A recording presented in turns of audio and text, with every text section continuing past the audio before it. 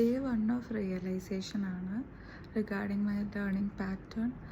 അതായത് നമ്മൾ പറയില്ലേ, no amount of exam pressure അല്ലെങ്കിൽ no amount of lack of knowledge can motivate me at this point or induce fear in me at this point to sit for studying. Like ആ ഒരു ത്രഷോൾഡൊക്കെ it's beyond excitable at this point. അപ്പോൾ ഞാനെന്ന് വെച്ചാൽ ഒരു page, അതായത് ഒരു paragraph ഞാൻ വായിച്ചു കഴിഞ്ഞാൽ എനിക്ക് 30 minutes ബ്രേക്ക് വേണം. കാരണം ഒരു മോട്ടിവേഷൻ കിട്ടി അടുത്ത പാരഗ്രാഫ് ഞാൻ, അല്ലെങ്കിൽ ഒരു ടോപ്പിക് കോൺസെപ്റ്റ് എനിക്ക് ഇതാവണമെങ്കിൽ. And at this point, with so much of difficulty to sit and learn, അല്ലെങ്കിൽ എന്താ ഓരോന്ന് പഠിച്ചെടുക്കാൻ, I am not forcing myself.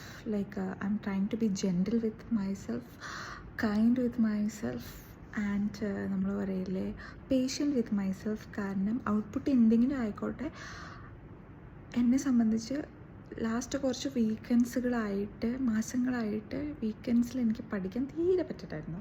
എന്ന് വെച്ചാൽ എന്തൊക്കെ ഒരു എക്സാം ഉണ്ടെങ്കിൽ പോലും എനിക്ക് പഠിക്കാൻ പറ്റില്ല എന്ന് വെച്ചാൽ അത്രയും ബുദ്ധിമുട്ടായിരുന്നു. അതിൽ നിന്ന് ഇന്ന് ഞാൻ അറ്റ്ലീസ്റ്റ് ഗൈസ് 1 മണിക്കൂറെങ്കിലും ഇരുന്ന് ഞാൻ വായിക്കാനുള്ള ശ്രമം ചെയ്തു. And again I M telling, at this point ഞാൻ എൻ്റെ വായിക്കാനുള്ള ശ്രമത്തെ ഞാൻ അപ്രിഷ്യേറ്റ് ചെയ്യുന്നു. I M supporting it. I M grateful for that moment. കാരണം അറ്റ്ലീസ്റ്റ് ഞാൻ വായിക്കാനുള്ള ശ്രമമെങ്കിലും ചെയ്തു.